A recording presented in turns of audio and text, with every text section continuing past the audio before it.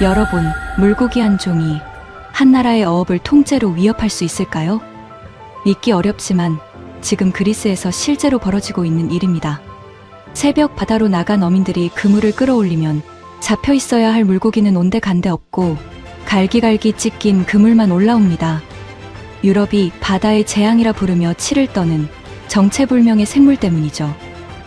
그런데 유럽이 그토록 두려워하며 없애려는 이것을 우리 한국 사람들은 오래전부터 즐겨 먹어온 별미로 여겨왔습니다.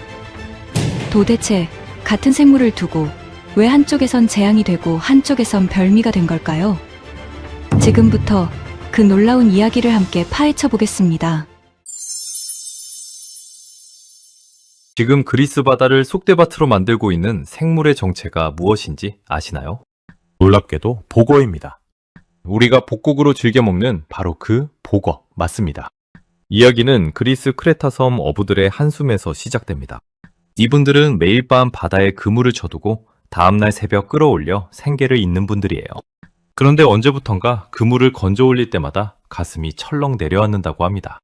잡혀 있어야 할 생선은 온데간데 없고 그물에는 주먹이 드나들 만한 구멍이 숭숭 뚫려 있었거든요. 어떤 날은 손가락만큼 굵은 밧줄이 두 동강 나채 올라오기도 했습니다. 범인은 다름 아닌 복어였어요. 여러분, 복어 입을 자세히 보신 적 있으세요?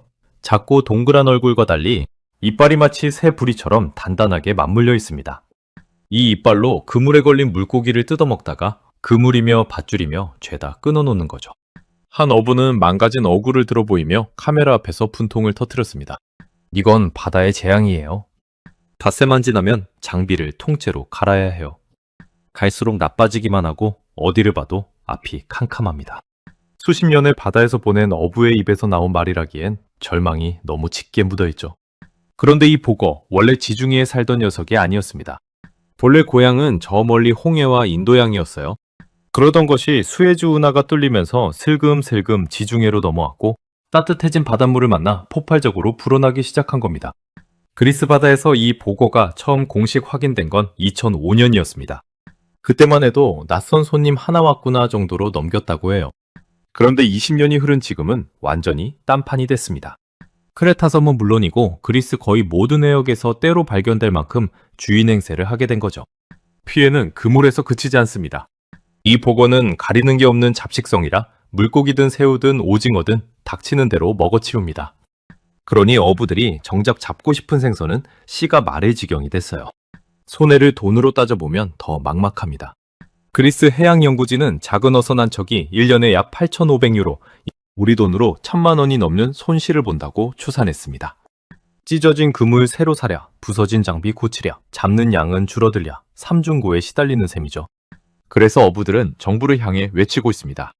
복어를 잡아 없애는데 보조금이라도 달라고요.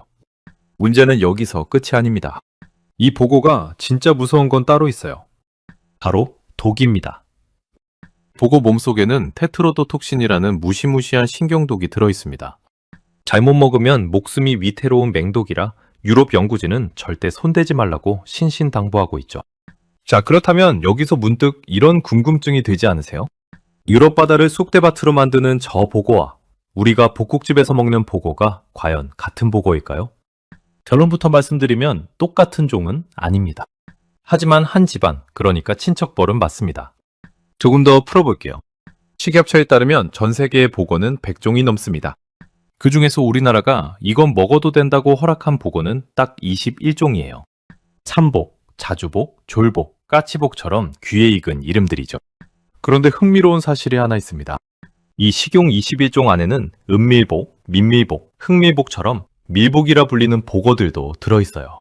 그리고 이 밀복들은 학명을 보면 모두 라고케팔루스, 우리말로 밀복속이라는 한 가문에 속합니다.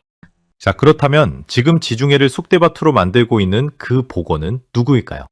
바로 은색바늘복인데요. 놀랍게도 이 녀석 역시 똑같은 밀복속, 그러니까 한국 사람들이 즐겨 먹는 밀복과 같은 가문 식구였던 겁니다. 유럽이 골머리를 앓는 그 복어와 우리 식탁에 오르는 밀복이 알고 보니 사촌지간이었던 거죠. 그런데 여기서 정말 중요한 사실이 하나 있습니다. 같은 밀복 가문이라고 해서 아무거나 다 먹을 수 있는 건 결코 아니라는 점이에요. 우리가 즐겨 먹는 은밀복이나 흑밀복은 식용이 허락된 종이지만 같은 밀복 가문이라도 독이 너무 강해 먹는 것이 금지된 종도 있어요. 그리고 지금 유럽을 휩쓸고 있는 그 은색 바늘복이 바로 함부로 손대서는 안 되는 쪽에 속합니다. 사실 이 은색 바늘복은 우리나라 기준으로도 먹을 수 없는 복어예요. 다시 말해 한국은 같은 밀복 가문 안에서도 어떤 것이 안전하고 어떤 것이 위험한지를 정확히 가려내 그중 먹어도 되는 종만 골라 식탁에 올려온 겁니다. 바로 이 가려내는 눈이야말로 수백 년 복어를 먹어온 나라만이 가질 수 있는 능력이죠. 사실 유럽은 이 은색 바늘복만 안 먹는 게 아닙니다. 독이 강한 복어든 독이 거의 없는 복어든 복어라는 생선 자체를 아예 입에 대지 않아요. 복어는 다 위험하다고 여기기 때문이죠. 따지고 보면 그럴만도 합니다. 어떤 복어가 안전하고 어떤 복어가 위험한지, 또 같은 복어라도 어느 부위에 독이 몰려있는지 가려내려면 오랜 세월 먹어보고 다뤄본 경험이 있어야 하거든요. 그런 경험이 없으면 복어는 그저 통째로 피해야 할 위험한 생선일 뿐입니다.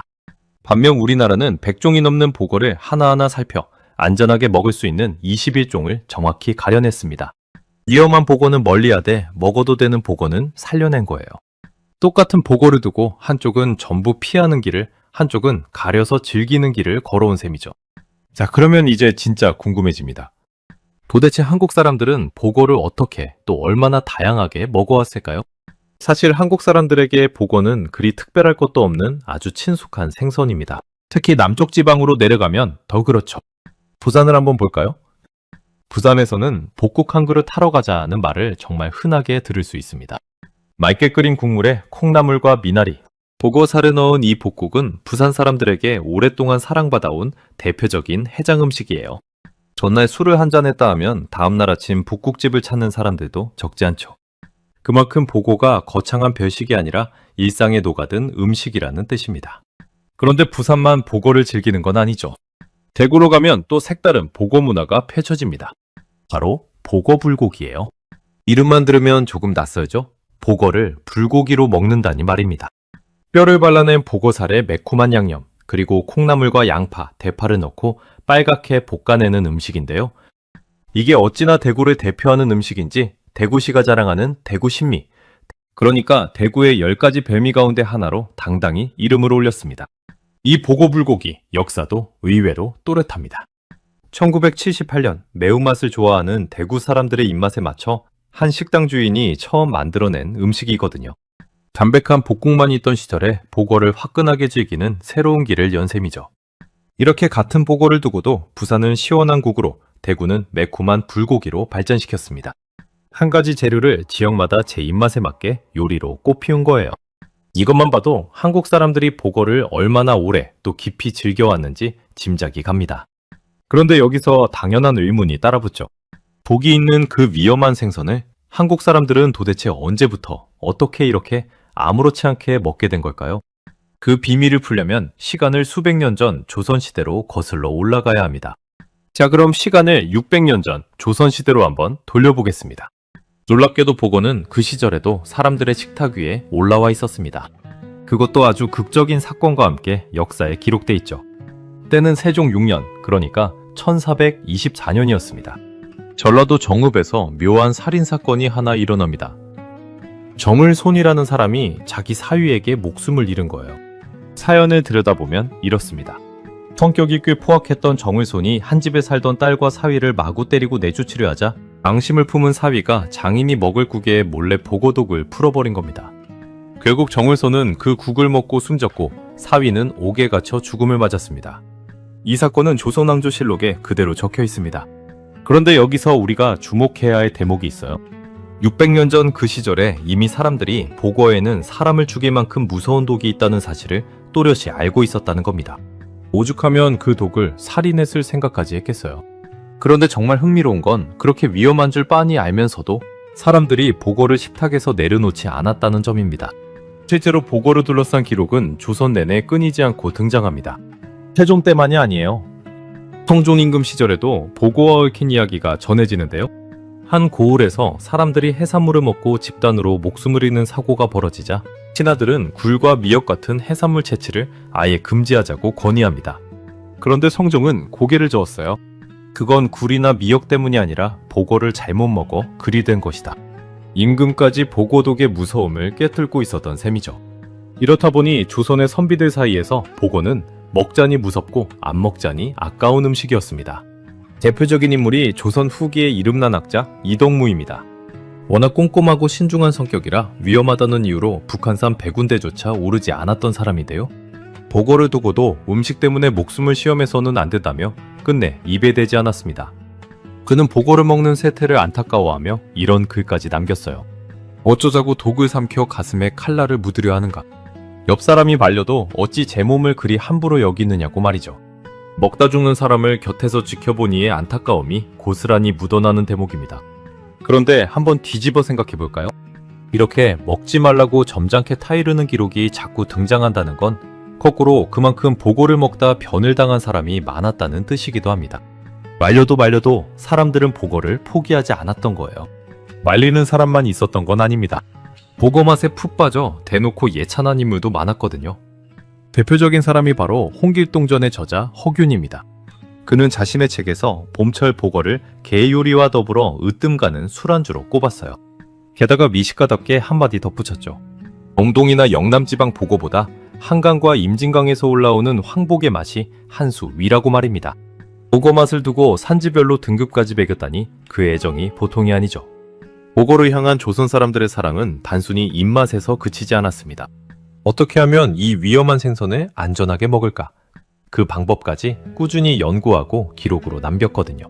분유자를 위한 생활백과인 주압충서에는 보거의 피와 알에 특히 독이 많다는 사실이 또렷이 적혀 있습니다. 또 다른 조리서에는 손질법이 아주 구체적으로 나와요. 보거는 배를 가른 뒤 얼기설기 얽힌 핏줄을 칼로 일일이 떼어내고 아가미를 벌려 피를 한 방울도 남김없이 빼내야 독을 없앨 수 있다고 말이죠.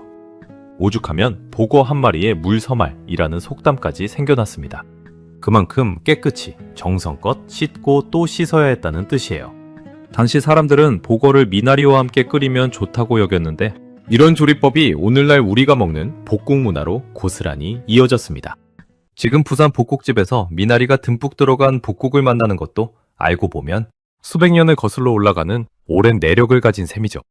자, 그러니 정리해보면 이렇습니다. 한국 사람들은 보고가 위험하다는 사실을 몰라서 먹은 게 아니었습니다. 오히려 너무 잘 알고 있었죠. 그래서 보고를 포기하는 대신 복이 어디에 있는지 연구했고 어떻게 손질해야 하는지 기록했으며 그 기술을 세대를 거쳐 전해왔습니다. 위험을 외면한 것이 아니라 위험을 다루는 법을 끈질기게 배워온 겁니다. 그렇다면 이 오랜 경험은 오늘날 어떤 모습으로 이어지고 있을까요? 입에서 입으로 전해지던 보고 손질 기술이 지금은 나라가 인정하는 어엿한 국가 자격으로까지 발전했다는 사실. 다음 이야기에서 그 놀라운 진화를 따라가 보겠습니다. 자, 그런데 여러분, 그 이야기를 하기 전에 먼저 짚고 넘어가야 할 게 있습니다. 조상대대로 먹어왔으니 이제 보거쯤은 안전하겠지 하고 생각하면 그건 큰 오산이라는 점이에요. 보거는 600년이 지난 지금도 여전히 한순간의 방심으로 목숨을 앗아가는 무서운 생선이거든요. 실제로 그리 멀지 않은 일입니다. 2025년 7월 전남 진도 앞바다에서 조업하던 한 갈치잡이 어선에서 끔찍한 사고가 벌어졌어요. 베트남 국적 선원 4명이 그날 잡힌 보거를 직접 손질해 끓여 먹었는데 얼마 지나지 않아 부토와 어지럼증을 호소하며 쓰러진 겁니다. 급히 병원으로 옮겼지만 40대 선원 1명은 끝내 숨을 거뒀고 나머지 3명도 중환자실 신세를 져야 했습니다. 비슷한 시기 한 달 앞선 6월에는 부산 기장군의 한 건물에서도 50대를 비롯한 4명이 보거를 직접 조리해 먹었다가 어지럼증과 마비 증세로 병원에 실려갔습니다. 다행히 목숨은 건졌지만 보거의 무서움을 다시 한번 일깨워준 사고였죠. 이 두 사고에는 공통점이 하나 있습니다. 모두 자격을 갖추지 않은 사람이 보거를 직접 손질했다는 점입니다. 도대체 보거독이 얼마나 강하길래 이럴까요? 보거가 품은 테트로도톡신이라는 독은 치사량이 0.5mg 정도에 불과합니다. 전문가들에 따르면 보거 한 마리에 든 독으로 성인 약 33명의 목숨을 앗아갈 수 있다고 해요. 게다가 이 독은 주로 알과 내장, 껍질, 피처럼 특정 부위에 몰려 있는데 펄펄 끓이거나 바싹 구워도 사라지지 않습니다. 색도, 냄새도, 맛도 없어서 일반인은 도저히 가려낼 수가 없죠. 그러니 어느 부위에 독이 있는지 또 그 독을 어떻게 말끔히 제거하는지 모르는 사람이 함부로 손댔다간 그대로 목숨을 거는 일이 되는 겁니다.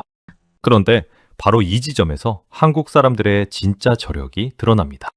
위험하다고 손 놓아버린 게 아니라 아예 나라가 나서서 보고를 다룰 수 있는 사람을 따로 길러내기로 한 거예요. 그렇게 만들어진 것이 바로 보고조리 기능사라는 국가 자격입니다. 우리나라 조리 자격은 한식, 중식, 일식, 양식, 그리고 보거 이렇게 5갈래로 나뉘는데요. 이 가운데 보고가 단연 가장 어렵습니다. 오죽하면 업계에서는 이 시험을 두고 보고고시, 줄여서 복고시라고 부를 정도예요. 보고독을 제거하는 일은 워낙 전문적인 데다 사람 목숨이 걸려 있어서 다른 요리 자격과 묶지 않고 아예 따로 떼어놓은 겁니다. 얼마나 어려운지 숫자로 한번 볼까요? 보고 조리기능사 실기시험 합격률은 보통 30% 안팎에 머뭅니다. 응시자 10명 가운데 합격자는 서너 명, 나머지 6, 7명은 고배를 마시는 셈이죠. 시험장 풍경을 들여다보면 왜 이렇게 어려운지 단번에 이해가 갑니다. 시험은 2단계로 나뉘는데요. 먼저 사진을 보고 보고의 어느 부위인지를 정확히 가려내는 감별 시험을 치릅니다. 그 다음이 진짜 관문이에요. 주어진 시간은 단 55분. 그 안에 보고의 독을 말끔히 제거하는 제독 작업을 끝내고 보고회를 뜨고 보고죽을 쓰고 껍질 초회까지 만들어내야 합니다. 손이 빠르면서도 정확하지 않으면 도저히 시간을 맞출 수가 없죠. 특히 독을 제거하는 과정은 채점이 매섭기로 악명이 높습니다. 보고 내장에 칼집이 살짝 나거나 보고살에 피가 단 한 방울이라도 묻으면 그 자리에서 바로 실격이거든요. 아무리 요리 솜씨가 좋아도 독을 다루는 손끝이 조금이라도 어설프면 가차없이 떨어지는 겁니다. 재미있는 일화도 하나 있습니다. 이 어렵다는 보고조리 기능사의 최연소 합격자가 누구인지 아세요? 놀랍게도 당시 겨우 만 11살이던 초등학교 5학년 어린이였습니다. 오랜 경력의 주방장들도 줄줄이 떨어지는 그 시험을 단 한 번의 통과에 화제가 됐죠. 게다가 이 어린 합격자는 보고독은 무섭지만 거꾸로 중독된 사람을 살릴 수도 있다고 들었다며 더 깊이 공부하고 싶다는 당찬 포부까지 밝혔다고 합니다. 보고를 향한 우리나라 사람들의 열정이 어느 정도인지 짐작이 가시죠? 이건 단순히 자격증 하나의 문제가 아닙니다. 우리나라는 법으로도 못을 박아두었어요.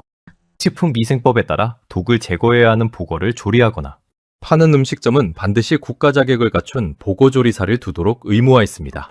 자격 없는 사람이 함부로 보고 칼을 잡는 것 자체가 불법인 겁니다. 여기서 우리는 중요한 사실 하나를 깨닫게 됩니다.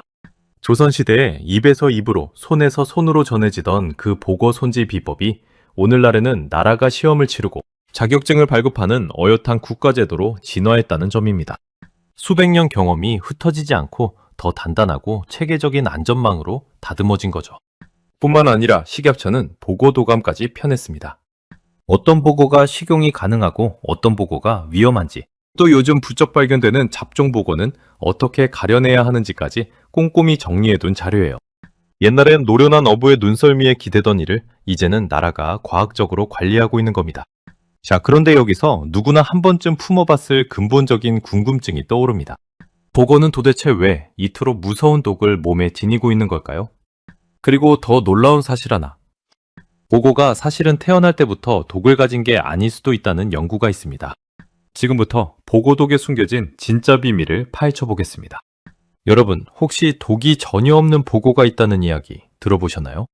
말 그대로 독이 하나도 없는 보고입니다. 보고하면 곧바로 독이 떠오르는데 독이 없다니 어딘가 앞뒤가 안 맞는 것 같죠? 그런데 이건 그냥 떠도는 소문이 아니라 실제 과학 연구로 밝혀진 사실입니다. 일본 연구진은 오래전부터 보고를 양식하는 연구를 이어왔습니다. 그 과정에서 독을 만들어내는 환경 요소를 완전히 차단한 깨끗한 수조에서 보고를 길러봤다고 해요.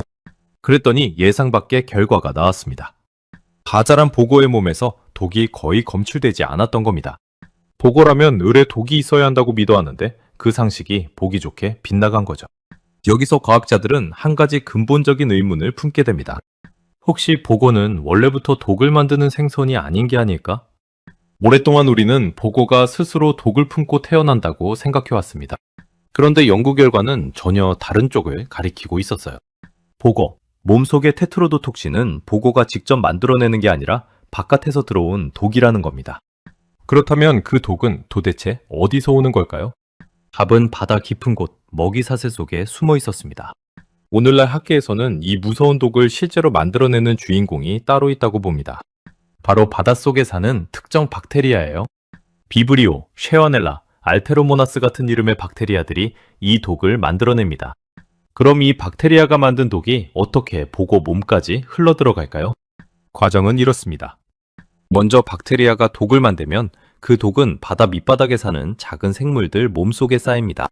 플랑크톤이나 개찌렁이, 불가사리, 작은 고둥 같은 녀석들이죠. 보고는 바로 이 작은 생물들을 즐겨 잡아먹는 포식자예요. 그러니 독이 든 먹이를 계속 먹다 보면 그 독이 보고 몸속에 차곡차곡 모이고 점점 더 진하게 농축되는 겁니다. 쉽게 말해 보고는 독을 만드는 존재가 아니라 독을 모으는 존재였던 셈이죠. 그래서 같은 보고라도 어디서 무엇을 먹고 자랐느냐에 따라 독의 양이 천차만별로 달라집니다. 깨끗하게 관리된 환경에서 자란 보고와 자연 그대로의 바다에서 온갖 먹이를 먹고 자란 보고는 독성이 같을 수가 없는 거예요. 바로 이 원리를 거꾸로 이용한 것이 무독 양식입니다. 독을 만드는 박테리아와 독이 든 먹이를 완전히 차단한 깨끗한 수조에서 인공사료만 먹여 보고를 키우는 거죠. 그러면 독이 몸에 쌓일 통로가 아예 막혀버립니다. 실제로 이렇게 길러낸 양식 보고에서는 독이 거의 검출되지 않았습니다. 더 결정적인 증거도 있어요.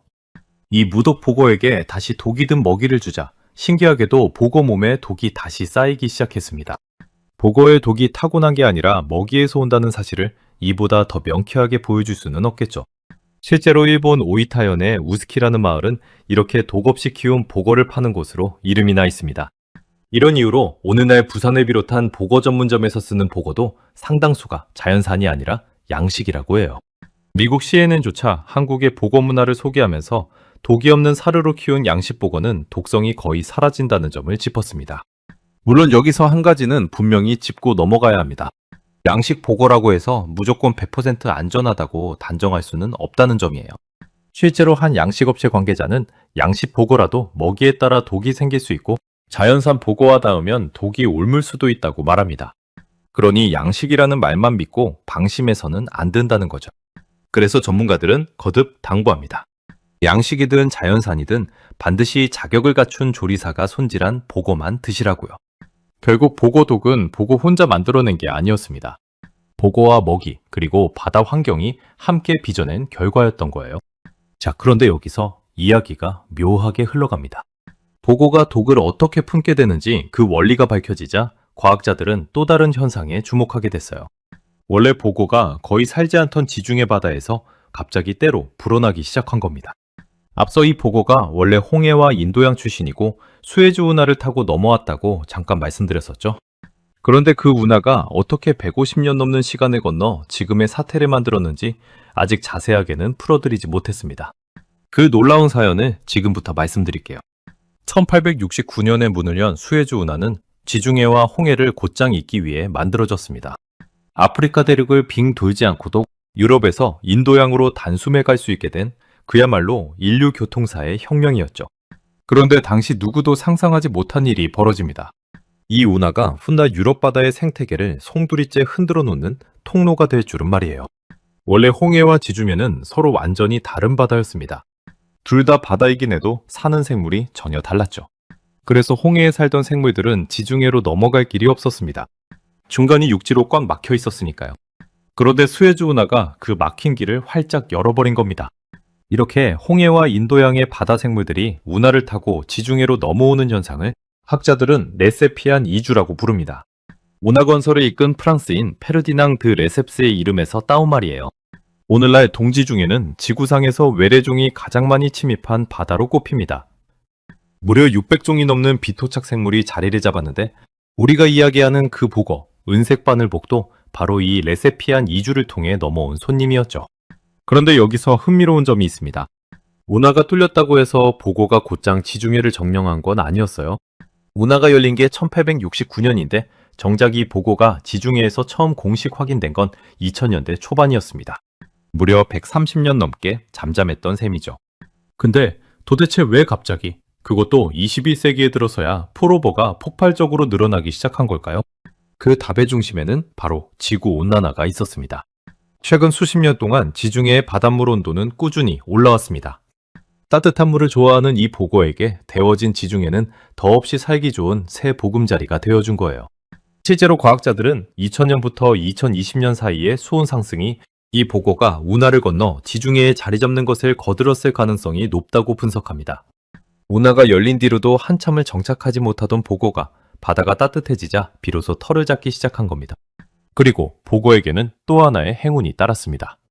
새로 들어온 지중해에는 이 보고를 잡아먹을 만한 천적이 거의 없었던 거예요.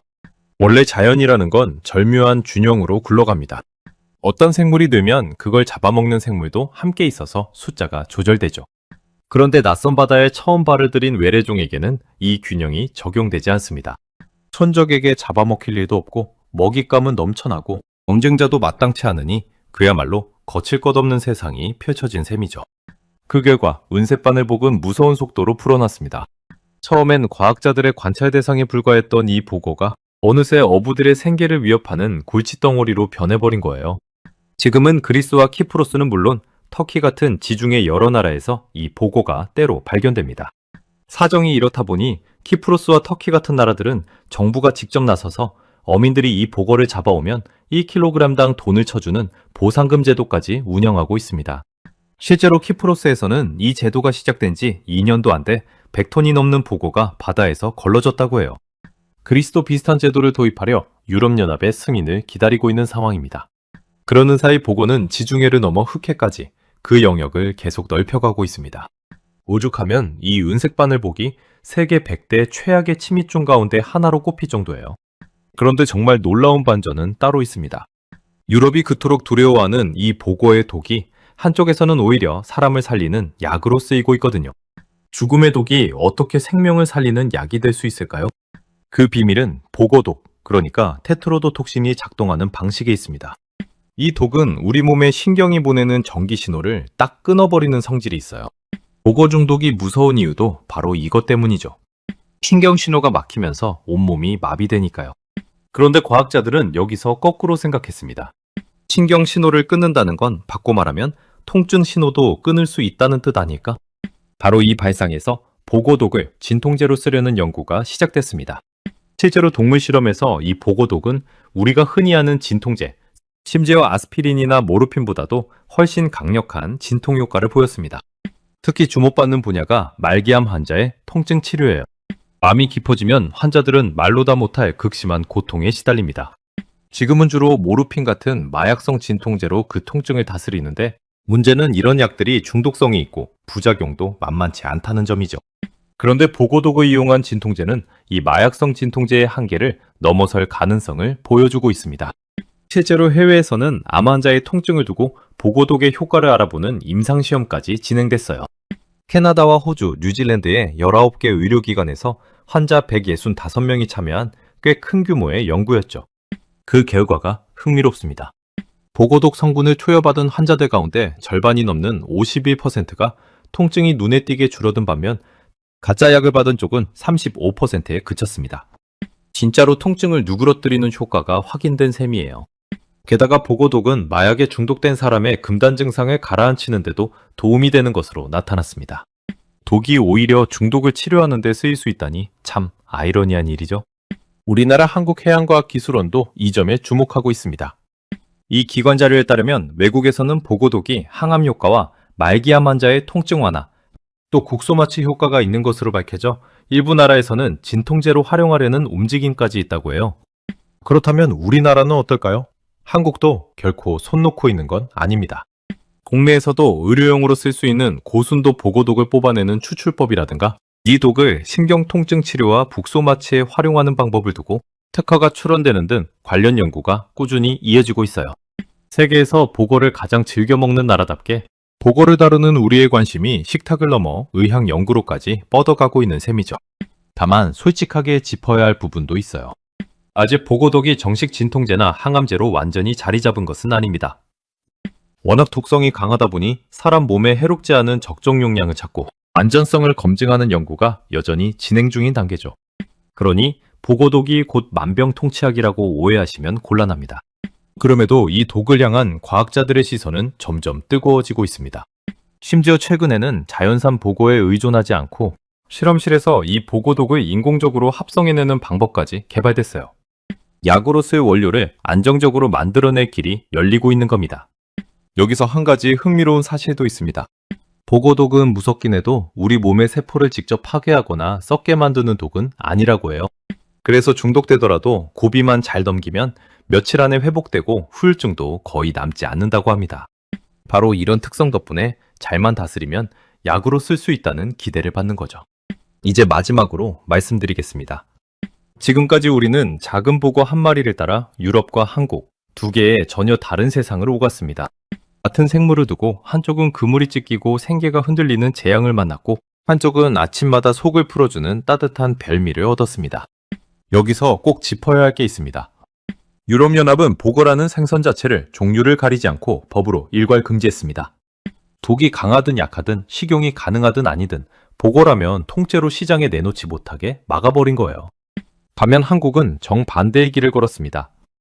100종이 넘는 보고 가운데 안전하게 먹을 수 있는 21종을 정확히 가려냈고 그 안에서도 독이 든 부위만 정교하게 도려내는 기술을 수백 년에 걸쳐 갈고 닦았습니다.